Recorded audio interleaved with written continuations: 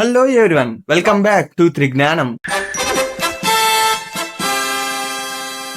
ఈ వీడియోలో మనం లాజిస్టిక్ రిగ్రెషన్ గురించి తెలుసుకోబోతున్నాం. అండ్ అలాగే ఇందులో ఓన్లీ లాజిస్టిక్ రిగ్రెషన్ అంటే ఏందో చెప్పడం మాత్రమే కాదు, ఇంకా లాజిస్టిక్ రిగ్రెషన్ కి లీనియర్ రిగ్రెషన్ కి డిఫరెన్స్ ఏంటిది, అసలు ఎందుకు లాజిస్టిక్ రిగ్రెషన్, సిగ్మాయిడ్ ఫంక్షన్ అంటే ఏంటిది, అసలు ఎందుకు సిగ్మాయిడ్, లాగ్ లాస్ అంటే ఏంటిది, ఎందుకు లాగ్ లాస్, గ్రేడియంట్ డెసెంట్ అంటే ఏంటిది, ఇవన్నీ ఇవాళ ఒకే ఒక వీడియోలో మనం అర్థమయ్యే విధంగా సింపుల్ గా ఈజీగా క్రిస్టల్ క్లియర్ గా ఇవాళ మనం నేర్చుకోబోతున్నాం లాజిస్టిక్ రిగ్రెషన్. ఇప్పుడు దీని గురించి మనం ఒక డెఫినేషన్ ద్వారా చెప్పుకుందాం, ఓకేనా. లాజిస్టిక్ రిగ్రెషన్ అనేది ఒక statistical model. It is used for binary classification. అదేంటి, రిగ్రెషన్ అన్నారు కదా, మళ్ళీ క్లాసిఫికేషన్ ఎందుకు వచ్చింది రిగ్రెషన్ లో అనే డౌట్ ఉంది కదా, ఆ డౌట్ ని కూడా నేను క్లారిఫై చేస్తాను. జాగ్రత్తగా వినండి, క్రిస్టల్ క్లియర్ గా అర్థమైపోతుంది మీకు. It's goal is not to predict A numerical value like linear regression, but to predict A probability that an input belongs to A specific class. అంటే అర్థం ఏంటిది, ఇక్కడ లీనియర్ రిగ్రెషన్ అనేది మనకి కంటిన్యూస్ న్యూమరికల్ వాల్యూస్ ఇస్తుంది. అంటే లీనియర్ రిగ్రెషన్ అనేది మనకి -∞ నుంచి ఇన్ఫినిటీ లోపల మనకు అవుట్పుట్ అనేది వస్తా ఉంటుంది, అంతే కదా. ఒక లైన్ డ్రా చేశాము, ఈ లైన్ యొక్క అవుట్పుట్స్ అంతా -∞ to ఇన్ఫినిటీవే కదా. బట్ ఇక్కడ లాజిస్టిక్ రిగ్రెషన్ అనేది ఒక ఇన్పుట్ వాల్యూ ఇచ్చినప్పుడు ఆ ఇన్పుట్ వాల్యూ ఏ క్లాస్ కి బిలాంగింగ్ అవుతుందో మనం కనుక్కోవాలి. అది ప్రాబబిలిటీ బేస్డ్ గా కనుక్కోవాలి, ఓకేనా. అంటే మనం ఇక్కడ ప్రాబబిలిటీని ప్రిడిక్ట్ చేస్తున్నాం. నార్మల్ గా రిగ్రెషన్ అంటే ఏంటిది, ప్రిడిక్షన్ అనే కదా అర్థం. సో లీనియర్ రిగ్రెషన్ లో మనం ప్రిడిక్ట్ చేసేది -∞ to ఇన్ఫినిటీ ఉంటది. అలాగే లాజిస్టిక్ రిగ్రెషన్ లో మనం ప్రిడిక్ట్ చేసినప్పుడు 0 to 1 వరకు మనకి అవుట్పుట్ వస్తుంది. అంటే ప్రాబబిలిటీ అనేది 0 to 1 వరకే కదా. సో అందుకనే మనం దీన్ని రిగ్రెషన్ అని అంటున్నాం. మన ప్రాబబిలిటీని ప్రిడిక్ట్ చేస్తున్నాం, ప్రిడిక్ట్ అంటేనే రిగ్రెషన్. సో అందుకే దీన్ని రిగ్రెషన్ అంటున్నాం. బట్ ఈ ప్రాబబిలిటీని దేంట్లో యూజ్ చేస్తాము, బైనరీ క్లాసిఫికేషన్ లో యూజ్ చేస్తాం. అందుకే దీన్ని బైనరీ క్లాసిఫికేషన్ లో యూజ్ చేస్తాం అని చెప్పి చెప్పుకుంటున్నాం, ఓకేనా. నెక్స్ట్ ఎగ్జాంపుల్స్ లో తీసుకుంటే ఎస్ ఆర్ నో క్వశ్చన్స్ మనకు ఆల్రెడీ తెలిసింది, ట్రూ ఆర్ ఫాల్స్లు అట్లాంటివి ఉంటాయి కదా అవి. అండ్ అలాగే పాసా ఫెయిలా, ఒక ఈమెయిల్ ఇచ్చినప్పుడు అది స్పామా నాట్ స్పామా అని చెప్పి డిటెక్ట్ చేస్తుంది కదా ఆటోమేటిక్ గా, అది కూడా లాజిస్టిక్ రిగ్రెషన్ యూజ్ చేసుకొని చేస్తుంది. మనం ఇప్పుడు ఒక ఎగ్జాంపుల్ తీసుకుందాం. లెట్ us సపోజ్ ఒక స్టూడెంట్, అంటే ఒక స్టూడెంట్ అని కాదు, నంబర్ ఆఫ్ స్టూడెంట్స్ ఉన్నారు. నంబర్ ఆఫ్ స్టూడెంట్స్ లో మనం డేటా కలెక్ట్ చేస్తున్నాం. ఇట్లా డేటా కలెక్ట్ చేసుకునేటప్పుడు suppose number of UPSC students ఉన్నారు అనుకుందాం. యూపీఎస్సీ తెలిసిందే మనకి ఎంత మంది ఉంటారో మనకి. ఇప్పుడు యూపీఎస్సీ స్టూడెంట్స్ ఒక్కొక్కరిని ఎంక్వైరీ చేసుకుంటా పోతే మనం ఒకళ్ళు వచ్చేసరికి 0.5 అవర్స్ చదివాడు, అతను ఫెయిల్ అయ్యాడు. ఇంకొకళ్ళు 1.5 అవర్స్ చదివాడు, అతను ఫెయిల్ అయ్యాడు. ఇంకొకడు 2 అవర్స్ చదివాడు, అతను ఫెయిల్ అయ్యాడు. ఇంకొకడు 3 అవర్స్ చదివాడు, వాడు ఫెయిల్ అయ్యాడు. ఎవరైతే 4 అవర్స్ నుంచి చదువుతున్నారో, అంటే రోజుకి ఇట్లా 4 అవర్స్ అని పెట్టుకొని చదివారో వాళ్ళు పాస్ అయ్యారు. అండ్ అలాగే 4.5 అనుకున్న వాళ్ళు పాస్ అయ్యారు. అండ్ అలాగే 5.5 అవర్స్ చదివిన వాళ్ళు పాస్ అయ్యారు. అంటే ఈ విధంగా ఒక డేటా తీసుకుందాం మనం. ఇప్పుడు ఈ డేటాని మనం ఒకసారి ప్లాట్ చేద్దాం, ఓకేనా. 0.5, 1.5, 2, 3, 4, 4.5, 5.5, 6, 7.5 అండ్ 10. ఓకే, ఇదేంటిది అవుట్పుట్ 0 అంటే క్లాస్ 0, ఇది క్లాస్ 1, ఓకేనా. ఇప్పుడు మనం ఒకసారి ఈ లీనియర్ రిగ్రెషన్ ని మనం ఇక్కడ ఎందుకు వాడకూడదు, లాజిస్టిక్ రిగ్రెషన్ మాత్రమే ఎందుకు వాడాలి అనేది కూడా ఇప్పుడు చెప్పుకుందాం. లెట్ us సపోజ్ ఇప్పుడు నేను దీనికి ఒక బెస్ట్ ఫిట్ లైన్ డ్రా చేశాను. బెస్ట్ ఫిట్ లైన్ డ్రా చేస్తే మనకి ఈ విధంగా వచ్చింది అనుకుందాం, ఓకేనా. యాక్చువల్ గా బెస్ట్ ఫిట్ లైన్ అంటే ఏంటిది, మన దగ్గర ఉన్న డేటా పాయింట్స్ ని కన్సిడర్ చేసుకుని ఎర్రర్ అనేది తక్కువ రావాలి కదా, ఎర్రర్ అనేది తక్కువ ఉండాలి. అంటే మీన్ స్క్వేర్ ఎర్రర్ గానీ మీన్ అబ్సల్యూట్ ఎర్రర్ గానీ చేసినప్పుడు ఎర్రర్ అనేది తక్కువ ఉండాలి, అంతే కదా బెస్ట్ ఫిట్ లైన్ అంటే. లెట్ us సపోజ్ ఇప్పుడు ఇంకొక కేసు తీసుకుందాం. ఇప్పుడు నేనేం చేస్తాను అంటే ఒక డేటా పాయింట్ ఇక్కడ ఎక్స్ట్రా యాడ్ చేస్తాను, ఇక్కడెక్కడో యాడ్ చేస్తాను, ఓకే, చాలా దూరంలో, అంటే ఒక అవుట్ లేయర్ లెక్క, ఓకేనా. ఇది ఒక అవుట్ లేయర్. ఈ అవుట్ లేయర్ యాడ్ చేసినప్పుడు ఇప్పుడు ఏమవుతుంది, మనం బెస్ట్ ఫిట్ లైన్ డ్రా చేసాం అనుకోండి, మనకి ఈ విధంగా వస్తుంది. అంటే ఈ గ్రీన్ కలర్ లైన్ ఉంది కదా, ఇది బెస్ట్ ఫిట్ లైన్ అనుకుందాం. ఎప్పుడు అవుట్ లేయర్ వచ్చినప్పుడు. లెట్ us సపోజ్ ఇప్పుడు ఫస్ట్ వైట్ లైన్ అంటే మన ఒరిజినల్ డేటాకి ఒక్కసారి థ్రెషోల్డ్ వాల్యూ కనుక్కుందాం. ఇదే కదా బౌండరీ, ఈ క్లాస్ కి అండ్ ఈ క్లాస్ కి ఇక్కడ 0.5 వస్తుంది మనకి, ఓకేనా. ఇక్కడ 0.5 వచ్చినప్పుడు అవుట్ లేయర్ లేదని చెప్పి అనుకుందాం. జస్ట్ వైట్ లైన్ వరకే తీసుకుందాం. ఈ వైట్ లైన్ ఒక్కటి చూసుకున్నప్పుడు మనకి 0.5 తక్కువే ఉన్నది ఇదంతా. ఓకేనా, ఏదైతే క్లాస్ 0లో ఉన్నాయో అవన్నీ లెస్ దాన్ 0.5 కదా. సో ఇవన్నీ క్లాస్ 0 అనే అర్థం. ఓకే, ఈ లైన్ కి కరెక్ట్ గానే ఇచ్చింది. ఇప్పుడు అవుట్లైర్ వచ్చింది, ఒక డేటా పాయింట్ ఎక్స్ట్రా వచ్చింది అవుట్లైర్. ఈ గ్రీన్ కలర్ లైన్ అనేది బెస్ట్ ఫిట్ లైన్ వచ్చింది. ఓకే, ఇప్పుడు ఈ గ్రీన్ కలర్ లైన్ అనేది బెస్ట్ ఫిట్ లైన్ అయినప్పుడు మనకి ఇక్కడ కరెక్ట్ గా చూసుకుంటే ఈ డేటా పాయింట్ కి ఎగ్జాక్ట్ గా ప్రిడిక్ట్ చేస్తే మనకి 0.5 గ్రేటర్ దాన్ వస్తుంది. అంటే ఇది బిలాంగ్స్ టు క్లాస్ 1 అని అర్థం. ఇది ఈ పాయింట్ బిలాంగ్స్ టు క్లాస్ 1 అని అర్థం. బట్ ఇదేంటిది యాక్చువల్ గా 0th క్లాస్ కదా, ఇది 3 కదా, అంటే 0th క్లాస్ నార్మల్ గా అయితే. బట్ మనకి క్లాస్ 1 వచ్చింది. సో ఇది 3 దగ్గర మనకి ఎంత వచ్చింది? By using green colour best fit line మనకి 3 దగ్గర క్లాస్ 1 వచ్చింది. బట్ యాక్చువల్ గా ఇదేంటిది? ప్రెడిక్టెడ్ అవుట్పుట్ కదా, ప్రెడిక్ట్. మనకి యాక్చువల్ అవుట్పుట్ ఏంటిది? క్లాస్ 0. ఇది యాక్చువల్. సో ఈ కేసులో మనకి లీనియర్ రిగ్రెషన్ అనేది ఫెయిల్ అవుతుంది అని డిక్లేర్ చేస్తాం. ఓకేనా, సో అది ఇలాంటి కేసెస్ లో మనకి లీనియర్ రిగ్రెషన్ అనేది ఫెయిల్ అవుతుంది. అండ్ అలాగే ఇంకొక డ్రాబ్యాక్ ఏంటంటే ఈ లీనియర్ రిగ్రెషన్ అనేది not only 0 to 1, it gives the output between -∞ to ∞. ఇక్కడ చూడండి, ఈ పాయింట్ కి నెగిటివ్ వాల్యూస్ వస్తున్నాయి మనకి, ఇక్కడ ఈ పాయింట్ కి గ్రేటర్ దాన్ 1 వాల్యూస్ వస్తున్నాయి. ఓకేనా, అంటే ఇది ఒక లీనియర్ రిగ్రెషన్ యొక్క డ్రాబ్యాక్ అన్నమాట. మనం ప్రాబబిలిటీని ప్రిడిక్ట్ చేస్తున్నాం కాబట్టి ఖచ్చితంగా అది 0 to 1 మధ్యలో ఉండాలి. ఇది లీనియర్ రిగ్రెషన్ యొక్క డ్రాబ్యాక్ ఓవర్కమ్ చేయడానికి లాజిస్టిక్ రిగ్రెషన్ అనేది వచ్చింది. ఇప్పుడు దీని గురించి చెప్పుకుందాం. ఇప్పుడు ఇది చూడండి, ఇది లాజిస్టిక్ రిగ్రెషన్ యొక్క గ్రాఫ్ అన్నమాట. ఓకేనా, ఈ లాజిస్టిక్ రిగ్రెషన్ యొక్క గ్రాఫ్ అనేది ఎలా ఉంటుంది అంటే ఇది ఒక ఎస్ షేప్డ్ కర్వ్. ఇక్కడ చూశారు కదా, ఎస్ షేప్డ్ కర్వ్. ఇది ఓన్లీ అవుట్పుట్ 0 to 1 మధ్యలోనే ఇస్తుంది. ఓకేనా, అండ్ అలాగే ఇక్కడ మనకి డ్రాబ్యాక్ ఏంటిది? It is exceeding the 1 and also decreasing the 0. So ఇది ఒక డ్రాబ్యాక్ కదా. అండ్ అలాగే అవుట్లైర్స్ వచ్చినప్పుడు ఇది బెస్ట్ ఫిట్ కాదు. సో దాన్ని ఓవర్కమ్ చేయడానికి వాల్యూస్ అనేది 0 to 1 మధ్యలో ఉండాలి. అండ్ అలాగే మధ్యలో ఒక థ్రెషోల్డ్ లైన్ అనేది ఉంటుంది మనకి, అదే ఈ లైన్ ఇక్కడ 0.5 దీనికి. ఓకేనా, డన్. ఈ లాజిస్టిక్ రిగ్రెషన్ అనేది ఎక్కడి నుంచి వచ్చింది అనుకుంటున్నారు? లీనియర్ రిగ్రెషన్ నుంచి వచ్చింది. ఎలాగనేది ఇప్పుడు చెప్తాను. యాక్చువల్ గా నార్మల్ గా లీనియర్ రిగ్రెషన్ ని మనం రాసుకుందాం. ఆల్రెడీ చెప్పుకున్నాం కదా దీని గురించి. అంటే ఏంటిది? ఇది WX + B అంతే కదా. ఇప్పుడు ఈ WX + B ని Z గా అనుకుందాం. అంటే Z = WX + B. ఈ Z ని మనం సిగ్మాయిడ్ ఫంక్షన్ లోపల పెట్టాలి. సిగ్మాయిడ్ ఫంక్షన్ అంటే ఏంటిదంటే g(z) = 1/1 + e⁻⁻z. నేను ఇన్ డెప్త్ అన్నాను కదా, ఈ 1/1 + e⁻⁻z అనేది ఎలా వచ్చిందనేది మీకు ఈ వీడియో లాస్ట్ లో చెప్తాను. ఎందుకంటే ఫ్లో మిస్ కాకుండా ఉండడానికి ఈ వీడియో లాస్ట్ లో చెప్తాను. ఇక్కడ మనం ఇలాగే ఎందుకు చేయాలి అనే డౌట్ మీకు రావచ్చు. ఎందుకు అని అంటే మనం ఇక్కడ లీనియర్ లైన్ కనుక్కుంటాం కదా, ఆ లీనియర్ లైన్ ని 0 to 1 మధ్యలోకి రెస్ట్రిక్ట్ చేస్తున్నాం మనం. ఈ ఈక్వేషన్ లో సబ్స్టిట్యూట్ చేయడం వల్ల ఏమవుతుంది అంటే మనకి ఒక ఎస్ షేప్డ్ కర్వ్ వస్తుంది. ఈ విధంగా కర్వ్ వచ్చినప్పుడు మనం ఈ లీనియర్ రిగ్రెషన్ లైన్ ని ఈ కర్వ్ లోకి రెస్ట్రిక్ట్ చేస్తాం. అంటే 0 to 1 మధ్యలోకి రెస్ట్రిక్ట్ చేస్తాం. ఓకేనా, ఎందుకు లాజిస్టిక్ రిగ్రెషన్ అనేది ఈ విధంగా ఉంటుందో అర్థమైంది కదా.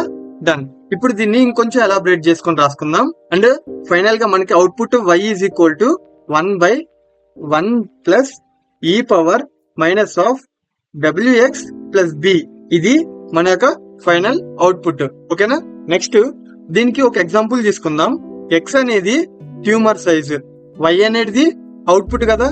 0 అంటే నాట్ మలిగ్నెంట్, 1 అంటే మెలిగ్నెంట్ అని.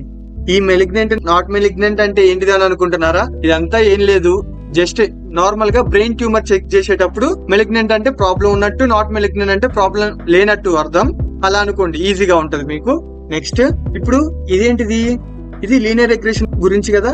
లాజిస్టిక్ రిగ్రెషన్ లో ఏమవుతుంది అంటే f(w, b) of x = 1/1 + e⁻⁻z = probability of y = 1 x w, b. దీని అర్థం ఏంటంటే probability that y is 1 given by input x అంటే ఇన్పుట్ వాల్యూ ఎక్స్ ఇచ్చినప్పుడు probability that y is 1 and parameters ఏంటిది ఆల్రెడీ మనకు తెలిసిందే డబ్ల్యూ బి. ఓకేనా, అంటే ఇన్పుట్ వాల్యూ ఎక్స్ ఇచ్చినప్పుడు ప్రాబబిలిటీ దట్ వై ఈజ్ 1 అంటే వై అనే క్లాస్ కి ఎంత, ఇంకా డీటెయిల్ గా చెప్తాను ఒకసారి చూడండి. ఒకవేళ నాకు ఇప్పుడు ఎఫ్ డబ్ల్యూ b of x is equal to 0.7 అని వచ్చింది అనుకుందాం. దీని అర్థం ఏంది అని అంటే 70% ఛాన్స్ దట్ వై ఈజ్ 1. అర్థమైంది కదా, అంటే వై అనేది 1 కావడానికి 70% ఛాన్స్ ఉంది అని అర్థం. ఇక్కడ కరెక్ట్ గా చూడండి, నేను probability that y is 1 given by x అని చెప్పాను కదా. అంటే ఇప్పుడు ప్రాబబిలిటీ కనుక్కున్నప్పుడు నాకు 0.7 వచ్చింది. దీని అర్థం ఏంటిది 70% chance is there that y is 1 అని అర్థం. ఓకేనా, ఇది ఈ విధంగా లాజిస్టిక్ రిగ్రెషన్ ని మనం బైనరీ క్లాసిఫికేషన్ గా యూజ్ చేస్తాం. ఓకేనా, అండ్ అలాగే లాజిస్టిక్ రిగ్రెషన్ లో ఒక రిలేషన్ ఉంటది, అది probability of y is equal to 0 plus probability of y is equal to 1 definitely is equal to 1. ఓకేనా, ఇది ఒక మెయిన్ రిలేషన్.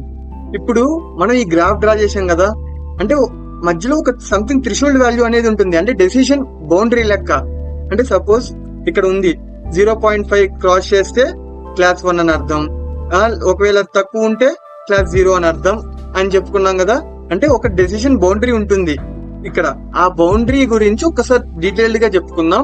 డెసిషన్ బౌండరీ, దీన్ని సింపుల్ గా చెప్పాలి అంటే మన క్రికెట్ మ్యాచ్ లో ఒక బౌండరీ ఉంటది, ఆ బౌండరీ దాటితే 4 అని, ఆ బౌండరీ దాటితే 6 అని చెప్పుకుంటాం కదా. అండ్ అలాగే బౌండరీ దాటకపోతే నాట్ 4 నాట్ 6, బౌండరీ దాటితేనే 4, అంటే అదొక బౌండరీ లెక్క. ఇప్పుడు అలాగే ఫుట్బాల్ కోర్ట్ తీసుకుందాం. ఈ ఫుట్బాల్ కోర్ట్ లో మనకి ఒక రెక్టాంగులర్ షేప్ లో మొత్తం బౌండరీ గీస్తారు, ఆ బౌండరీ బాక్స్ లోనే మనం గేమ్ ఆడాలి, అంతే కదా. సో అది ఒక బౌండరీ అన్నమాట. అట్లా ఆ విధంగా ఇప్పుడు దీనికి మనం ఒక ఎగ్జాంపుల్ తీసుకుందాం. ఇప్పుడు నేను ఈ డేటా పాయింట్ ని క్లాసిఫై చేయాలి, అంటే నాకు మధ్యలో ఒక డెసిషన్ బౌండరీ కావాలి, అంటే ఇక్కడ ఇలా ఈ విధంగా. ఓకేనా, ఈ బౌండరీ ని బేస్ చేసుకొని మనం సర్కిలా క్రాసా అని చెప్పి మనం క్లాసిఫై చేస్తాం. ఇది ఎలాగా అని అంటే మనకు బౌండరీ లైన్ అనేది ఎలా వస్తుంది అని అంటే, లెట్ us సపోజ్ మనకు ఆల్రెడీ తెలిసింది రాసుకుందాం. ఇక్కడ ఇలా W2 X2 ప్లస్ B ఇలా ఉందనుకుందాం. ఇలా ఉన్నప్పుడు లెట్ us సపోజ్ దీని యొక్క వెయిట్ 1, దీని యొక్క వెయిట్ 1, దీని యొక్క వెయిట్ -3 గా అనుకుందాం. ఇప్పుడు డెసిషన్ బౌండరీ ఏమవుతుంది అని అంటే ఈ Z should be equal to 0 తీసుకుంటే అదే డెసిషన్ బౌండరీ అన్నమాట. దాని అర్థం ఏంటిది, ఇప్పుడు suppose W1 X1 plus W2 X2 plus B is equal to 0 అంటే ఇప్పుడు ఇది 1, ఇది 1, ఇది -3 అనుకున్నాం కదా. అంటే X1 plus X2 -3 is equal to 0, అంటే X1 plus X2 is equal to 3 అనమాట. సో ఇప్పుడు ఒకసారి మనం ఈ లైన్ ని ఇక్కడ డ్రా చేస్తే ఇదే ఆ line X1 plus X2 is equal to 3 అని. ఇక్కడేమో X1 ఫీచర్స్, ఇక్కడేమో X2 ఫీచర్స్. ఓకేనా, ఈ రెండింటికి డెసిషన్ బౌండరీ వచ్చేసరికి X1 plus X2 is equal to 3. ఇది ఈ విధంగా మనం ఆ బౌండరీని కనుక్కుంటున్నాం మనం. ఓకేనా, అర్థమైంది కదా ప్రాసెస్. మళ్ళీ ఒకసారి చెప్తున్నా, ఇక్కడ ఏదైతే మనకి లైన్ వస్తుందో ఆ లైన్ డెసిషన్ బౌండరీ అవ్వాలి, అంటే బౌండరీ అవ్వాలి కాబట్టి సో దాన్ని ఈక్వల్ టు 0 చేసుకుంటాం. ఈక్వల్ టు 0 చేసుకున్నప్పుడు మనకి వచ్చే ఈక్వేషన్ ఉంటుంది కదా, ఆ ఈక్వేషనే ఇక్కడ డెసిషన్ బౌండరీ. ఓకేనా, మీకు ఇంకా క్లియర్ గా అర్థం అవ్వడానికి కొంచెం వేరే బౌండరీ టైప్ తీసుకుందాం, అంటే నాన్ లీనియర్ డెసిషన్ బౌండరీ తీసుకుందాం. అది ఎలా ఉంటుందో నేను ఒకసారి చూపిస్తా.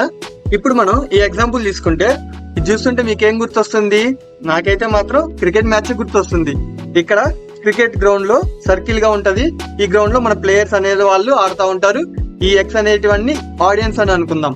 ఓకేనా, ఇది జస్ట్ సరదా కోసం, ఐఎమ్ ఫ్యాన్ ఆఫ్ క్రికెట్. ఇప్పుడు ఇక్కడ ఈ ఎక్స్ అనేటి వాళ్ళు ఆడియన్స్, ఈ సర్కిల్స్ అనేటివి ప్లేయర్స్ అనుకుందాం. ఓకేనా, ఇప్పుడు మనకి బౌండరీ లైన్ ఎలా రావాలి? ఒక సర్కిల్ రావాలి కదా. ఓకే, ఈ సర్కిల్ రావడానికి ఏ విధంగా మనం డ్రా చేద్దామో ఇప్పుడు చూద్దాం. ఓకేనా, నార్మల్ గా మన సిగ్మాయిడ్ ఫంక్షన్ ఒకసారి రాసేద్దాం. ఇలాంటి ఫీచర్స్ ఉన్నప్పుడు ఇదేంటిది X1 కదా, ఇది X2. మనకి ఒకవేళ ఫీచర్స్ ఈ విధంగా ఉన్నప్పుడు మనకి ఈక్వేషన్ ఈ విధంగా వస్తుంది. x1² + w2 x2² + b ఈ విధంగా వస్తుంది. ఇప్పుడు ఇదంతా z అవుతుంది, అంతే కదా, ఇదంతా జెడ్డే కదా. నెక్స్ట్ లెట్ us సపోజ్ దీని యొక్క బౌండరీ 1 అంటే -1, ఇక్కడ దీనికి 1, దీనికి 1 అండ్ అలాగే దీనికి -1. మనం కరెక్ట్ గా చూసుకుంటే కనుక ఇక్కడ లెట్ us సపోజ్ ఈ w1 అనేది 1, w2 అనేది 1, దీన్ని -1 గా తీసుకుందాం. ఇప్పుడు z = 0 చేసుకుంటే మనకేమొస్తుంది ఈక్వేషన్? x1² + x2² - 1 = 0. అంటే x1² + x2² = 1. ఒకసారి దీన్ని ప్లాట్ చేసేద్దామా? మన దాంట్లో ఇట్లా ప్లాట్ చేసినప్పుడు ఇది చూడండి, బౌండరీ వచ్చేసింది మనకి. అంటే z = 0 చేసుకున్నప్పుడు మనకి బౌండరీ వచ్చింది. మనం జామెట్రీలో నేర్చుకున్నాం కదా, సర్కిల్ యొక్క స్టాండర్డ్ ఫామ్ ఏంటిది? x² + y² = r². r అంటే నథింగ్ బట్ రేడియస్. ఇక్కడ రేడియస్ ఎంత? 1. సో ఈ విధంగా మనం సర్కిల్ డ్రా చేసుకుంటాం. ఈ విధంగా మనం డెసిషన్ బౌండరీని కనుక్కుంటున్నాం. ఓకేనా? నెక్స్ట్ ఇప్పుడు మనం కాస్ట్ ఫంక్షన్ గురించి చెప్పుకుందాం. ఒకసారి మనం లీనియర్ ఈక్వేషన్ లో మనం కాస్ట్ ఫంక్షన్ ఏం వాడాము? ఐడియా ఉందా? మీన్ స్క్వేర్డ్ ఎర్రర్ కదా, గుర్తుందా? అది రాసేస్తున్నా ఫస్ట్. ఇదే కదా లీనియర్ ఈక్వేషన్ లో మనం వాడింది. ఇప్పుడు ఈ కాస్ట్ ఫంక్షన్ కి అండ్ అలాగే w, b కి గ్రాఫ్ డ్రా చేసినప్పుడు మనకి గ్రాఫ్ ఏ విధంగా వస్తుంది? ఇదేంటిది? కాస్ట్ ఫంక్షన్ కి అండ్ అలాగే పారామీటర్స్ కి గ్రాఫ్ అనేది మనకి ఈ విధంగా వచ్చింది. ఎప్పుడు? లీనియర్ ఈక్వేషన్ లో. లీనియర్ ఈక్వేషన్ లో మనం తీసుకున్న ఫంక్షన్ ఏంటిది? f(x) = wx + b. Linear equation లో మనం f(x) = wx + b తీసుకున్నాం కాబట్టి మనకి ఈ విధంగా మనకి వచ్చింది కాస్ట్ ఫంక్షన్ అనేది. ఓకేనా? లెట్ us సపోజ్ ఒకవేళ లాజిస్టిక్ రిగ్రెషన్ కనుక చూసుకుంటే మన యొక్క ఫంక్షన్ ఏంటిది? ఇందులో y or f(x) = 1/1 + e power - wx + b కదా, ఇంతే కదా. ఇప్పుడు మనం కాస్ట్ ఫంక్షన్ కి గ్రాఫ్ ప్లాట్ చేస్తే ఏ విధంగా వస్తుంది అంటే ఈ విధంగా వస్తుంది. అర్థమైందా? అంటే కాస్ట్ ఫంక్షన్ కి అండ్ w కి మనం ప్లాట్ చేస్తే మనకి ఈ విధంగా వస్తుంది. ఎప్పుడు? In case of logistic regression లో. In case of linear regression లో మనకి ఈ విధంగా వస్తుంది, పారాబోలా షేప్ లో వస్తుంది. ఇక్కడ మనం చూసుకుంటే ఇక్కడ ప్రాబ్లం ఏంటిది అని అంటే మనం గ్రేడియంట్ డిసెంట్ అల్గోరిథం ఐడియా ఉంది కదా. ఈ గ్రేడియంట్ డిసెంట్ అల్గోరిథం ఎందుకు వాడతాము? లెట్ us సపోజ్ ఇక్కడ వచ్చింది అనుకో మనకు లాస్ అనేది, ఇక్కడ నుంచి లోకల్ మినిమాకి వెళ్ళడానికి. ఓకేనా? ఈ కేసులో మనకి లీనియర్ రిగ్రెషన్ లో ఓన్లీ ఒక మినిమా మాత్రమే ఉంది. బట్ లాజిస్టిక్ రిగ్రెషన్ లో నీకు మల్టిపుల్ లోకల్ మినిమాస్ ఉన్నాయి. ఓకేనా? ఇలా మల్టిపుల్ నీకు లోకల్ మినిమాస్ ఉన్నప్పుడు లెట్ us సపోజ్ నీకు ఎర్రర్ అనేది ఇక్కడ వచ్చింది అనుకుందాం. స్టార్టింగ్ ఎర్రర్ వస్తే నువ్వు ఇక్కడికి వెళ్తావు, అంటే ఈ మినిమా దగ్గరికి వెళ్తావు. ఈ మినిమా దగ్గర నుంచి నువ్వు మళ్ళీ పైకి ఎక్కలేవు, అంటే పైకి వెళ్ళలేవు. నెక్స్ట్ మినిమా దగ్గరికి వెళ్ళలేవు, అంటే నెక్స్ట్ లోకల్ మినిమా అనేది నీకు మిస్ అవుతుంది. నీకు గ్లోబల్ మినిమా అనేది మిస్ అవుతుంది. ఇక్కడ నువ్వు లోకల్ మినిమా దగ్గర ఆగిపోతున్నావు. సో అందుకోసమనే మనం లీనియర్ లాజిస్టిక్ రిగ్రెషన్ లో మనం కాస్ట్ ఫంక్షన్ ఇది వాడము. ఓకేనా? ఇంకొకటి వాడతాం, అది log loss function. Log loss ఎందుకు వాడతాము అనేది నేను వీడియో లాస్ట్ లో చెప్తాను. ఫస్ట్ లాగ్ లాస్ ఫంక్షన్ గురించి రాస్తాను. లాగ్ లాస్ అంటే nothing but logistic loss function. ఓకేనా?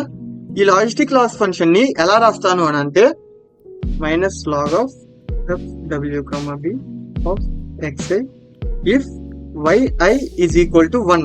ఒకవేళ మనకు yi = 0 అయితే మనకి ఈ విధంగా వస్తుంది.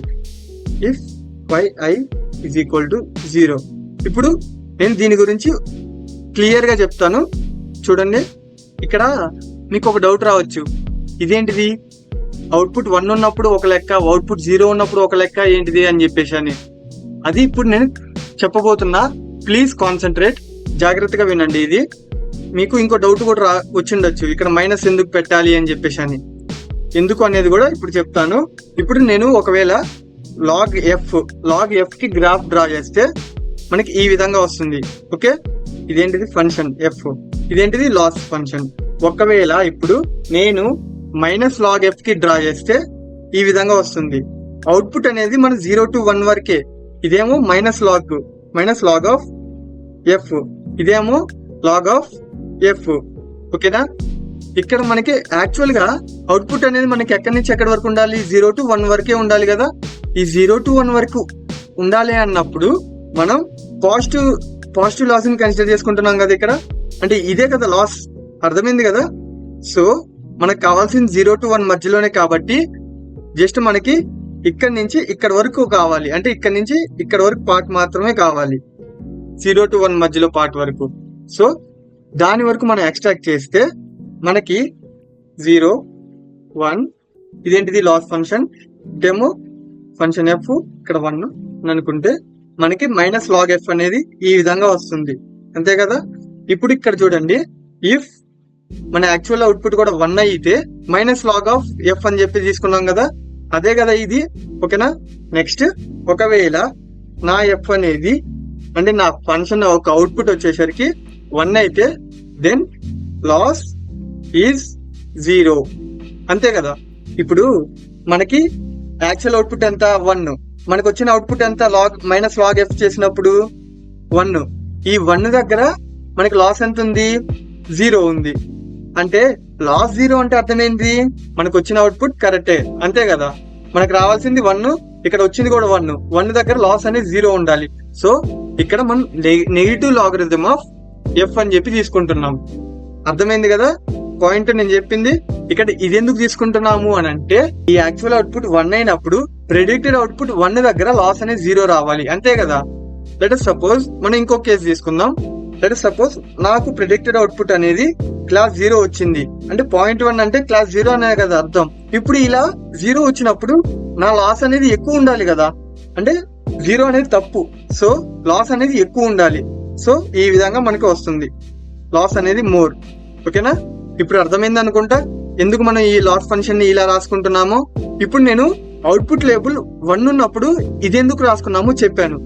ఇప్పుడు అవుట్పుట్ లేబుల్ 0 ఉన్నప్పుడు ఇది ఎందుకు రాసుకోవాలో చెప్తాను, చూడండి. ఇప్పుడు నేను minus log of 1 minus f కి డ్రా చేస్తే ఎలా ఉంటుందో చూపిస్తాను. ఈ గ్రాఫ్ ఏంటిది అంటే minus log of 1 minus f graph ఈ విధంగా ఉంటుంది. ఇక్కడేమో ఎఫ్, ఇక్కడ లాస్. మనకు కావాల్సింది 0 to 1 రీజియన్ మధ్యలోదే కదా, సో ఈ రీజియన్ వరకే మనకు కావాలి. ఇప్పుడు ఈ రీజియన్ ని మనం ఎక్స్ట్రాక్ట్ చేస్తే మనకి గ్రాఫ్ అనేది ఈ విధంగా వస్తుంది, ఈ విధంగా వస్తుంది. ఓకేనా. ఇప్పుడు కరెక్ట్ గా కన్సిడర్ చేసుకుంటే, అంటే ఒక్కసారి జాగ్రత్తగా చూడండి, ఇందాకట్లాగే సేమ్. ఒకవేళ యాక్చువల్ అవుట్పుట్ 0 అనుకుందాం. ఇప్పుడు దేనికి లాస్ ఫంక్షన్ కి అండ్ అవుట్పుట్ లేబుల్స్ కే కదా. ఇప్పుడు నా యాక్చువల్ అవుట్పుట్ 0, ఓకే. ఒకవేళ నా ప్రిడిక్టెడ్ అవుట్పుట్ కూడా 0 అయితే దాని అర్థం ఏంటిది, వై హ్యాట్ అనేది మనకి 0 అయితే ఎర్రర్ అనేది ఎంత ఉండాలి, 0 ఉండాలి, ఆర్ అప్రాక్సిమేట్ గా 0 ఉన్నట్టుగా. ఓకేనా. ఒకవేళ నా యొక్క వై హ్యాట్ అనేది గ్రేటర్ దాన్ 0.5 అంటే ఈ 0.5 కదా, ఈ 0.5 కంటే ఎక్కువ ఉంది అంటే అర్థం ఏంటిది, క్లాస్ 1 అని అర్థం. ఇప్పుడు మనకి యాక్చువల్ గా ఏంటిది, ఇది యాక్చువల్ అవుట్పుట్ కదా, రాస్తాను. ఇది యాక్చువల్ గా నా యొక్క వై వాల్యూ ఎంత ఉండాలి, 0 ఉండాలి. కానీ నాకు ఎంత వచ్చింది, క్లాస్ 1 వచ్చింది. దాని అర్థం ఏంటిది అంటే నాకు లాస్ అనేది ఎక్కువ ఉంది, అంతే కదా. ఇక్కడ రిలేషన్ చూసుకుంటే కూడా ఇది వై హ్యాట్ వాల్యూస్ కదా. నా యొక్క వై హ్యాట్ వాల్యూస్ ఎప్పుడైతే గ్రేటర్ దాన్ 1 ఉంటుందో అప్పుడు నా యొక్క లాస్ ఫంక్షన్ అనేది ఎక్కువ ఉంటుంది, అది కూడా రాసేస్తాను. ఈ కేసులో మనకి ఎర్రర్ అనేది ఎక్కువ ఉంటుంది. ఓకేనా. ఇప్పుడు అర్థమైందా, మనం కాస్ట్ ఫంక్షన్ గా ఇది ఎందుకు రాసుకుంటామో దీన్నే లాగ్ లాస్ అని అంటాం. ఇక్కడ వై హ్యాట్ 1 ఉన్నప్పుడు ఈ విధంగా ఉంటుంది, అలాగే వై హ్యాట్ 0 ఉన్నప్పుడు ఈ విధంగా ఉంటుంది లాస్ ఫంక్షన్. అందుకే లాజిస్టిక్ రిగ్రెషన్ అనేది కొంచెం డిఫరెంట్ గా ఉంటది compare to linear regression. I hope ఇది అర్థమైందని అనుకుంటున్నా. ఒకవేళ మీకు ఎక్కడైనా చిన్న డౌట్ ఉన్నా కూడా కింద నాకు కామెంట్ బాక్స్ లో కామెంట్ చేయండి, నేను దానికి as fast as possible response ఇస్తాను. డెఫినెట్ గా మీ డౌట్స్ కూడా నేను క్లియర్ చేస్తాను. ఇప్పుడు మనం ఫైనల్ కాస్ట్ ఫంక్షన్ రాసేద్దాము. Cost function for logistic regression రాసేద్దాం.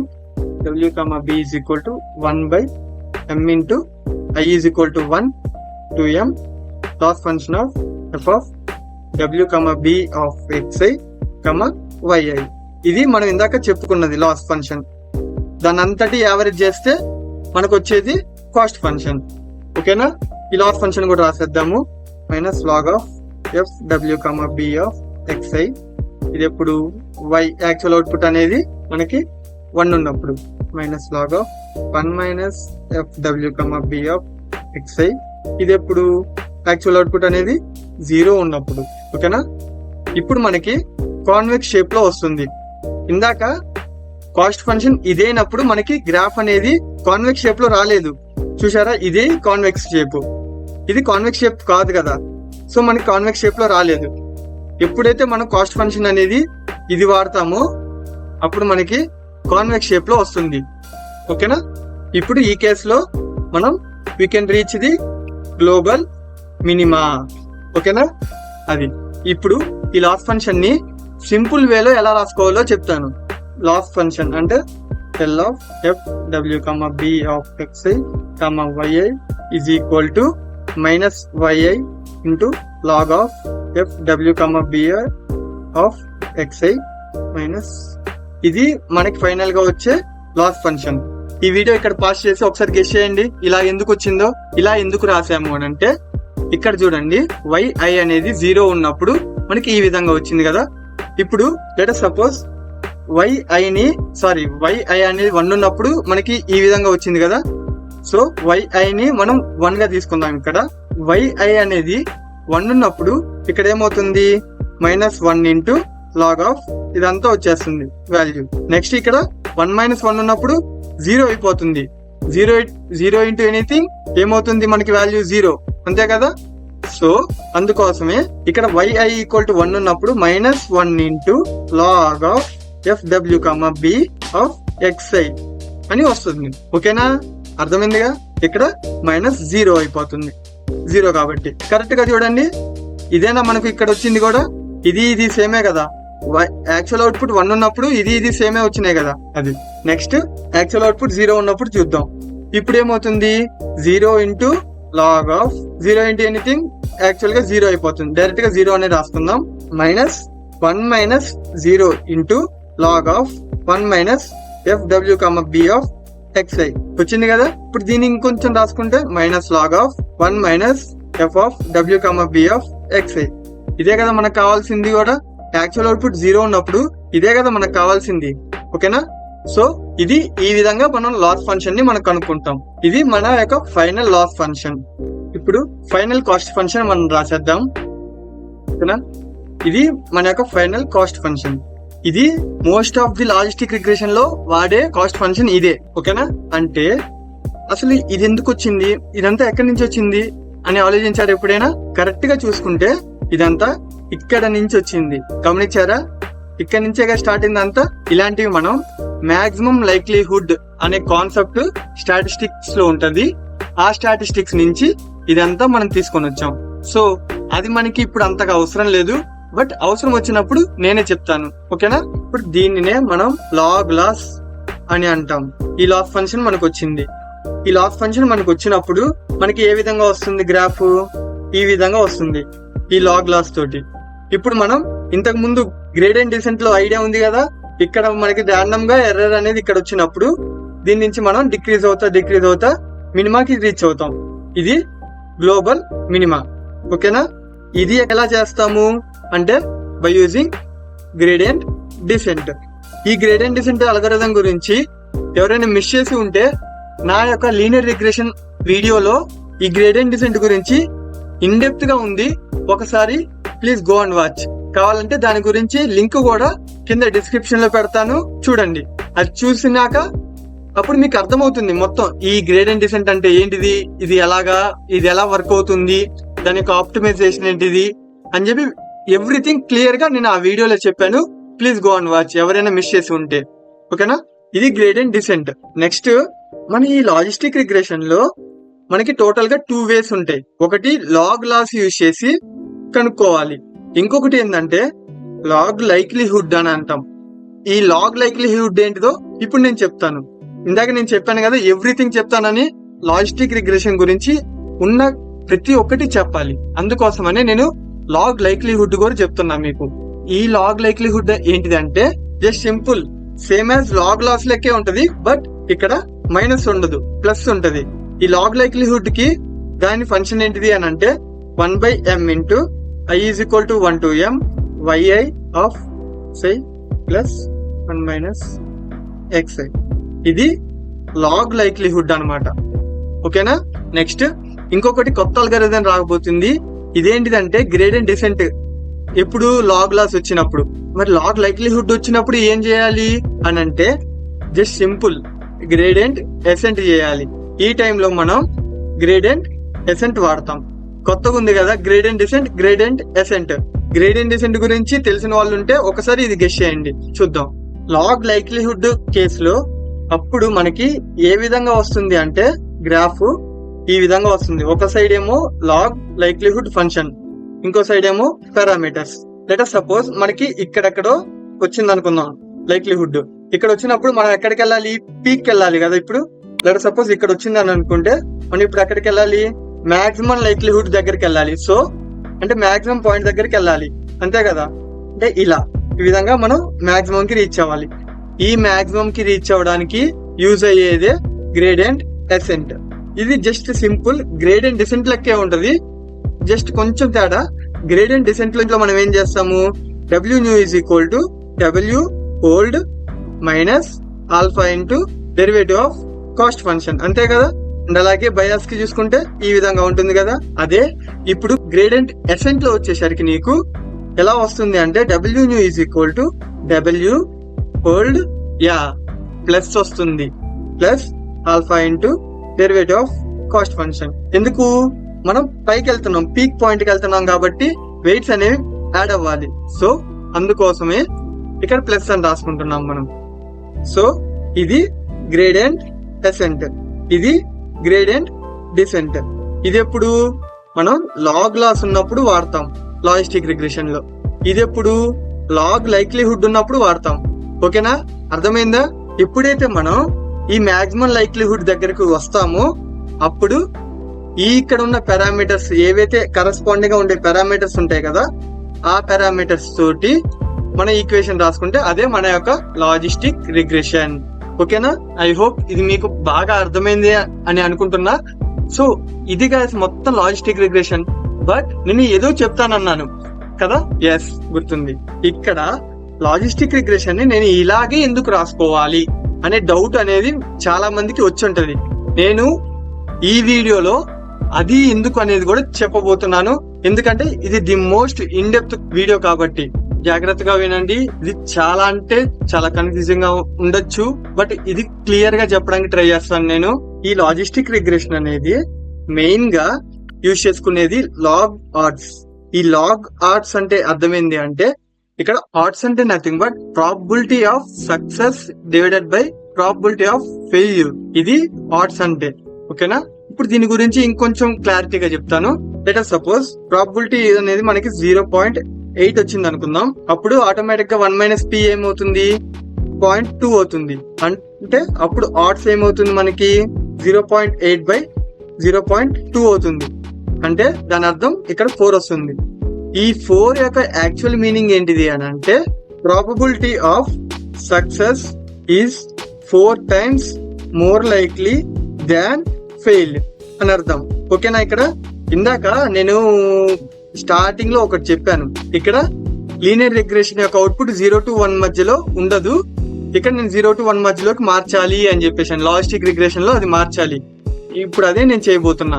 ఇక్కడ దీని యొక్క రేంజ్ తీసుకుంటే మనకి ఆడ్స్ యొక్క రేంజ్ అంటే నథింగ్ బట్ p/1 - p యొక్క రేంజ్ వచ్చేసరికి మనకి 0 to ఇన్ఫినిటీ వరకు ఉంటది. వెరాస్ లీనియర్ రిగ్రెషన్ లో మనకి రేంజ్ ఎంత ఉంటది గెస్ చేశారా? లీనియర్ రిగ్రెషన్ లో మనకి రేంజ్ వచ్చేసరికి -∞ to ఇన్ఫినిటీ వరకు ఉంటది. బట్ మనకి 0 to ఇన్ఫినిటీ వరకే వచ్చింది. చెప్పాను కదా లీనియర్ రిగ్రెషన్ లైన్ ని మనం లాజిస్టిక్ రిగ్రెషన్ కి మార్చాలి అని. అంటే మనం లీనియర్ రిగ్రెషన్ కి తెచ్చుకోవాలి ఫస్ట్. ఇక్కడ ఏంది స్టార్టింగ్ ప్రాబబిలిటీస్ 0 to 1, ఇక్కడికి వచ్చేసరికి ఆడ్స్ క్యాలిక్యులేట్ చేయడం వల్ల 0 to ఇన్ఫినిటీ వరకు వచ్చింది. ఓకేనా, దీని తర్వాత మనం ఈ ఆడ్స్ కి లాగరిథం అప్లై చేయాలి. అంటే దాన్ని అప్పుడు లాగ్ ఆడ్స్ అని అంటాం. లాగ్ ఆడ్స్ అంటే nothing but ln of p/1 - p. ఇప్పుడు దీని రేంజ్ వచ్చేసరికి మనకి -∞ to ఇన్ఫినిటీ వస్తుంది. గమనించారా? దీని యొక్క రేంజ్ సేమ్ వచ్చింది. సో మనం ప్రాబబిలిటీస్ ని ఈ విధంగా రాసుకుంటే మనం లీనియర్ రిగ్రెషన్ కి అసైన్ చేసుకోవచ్చు అని అర్థం, అంతే కదా.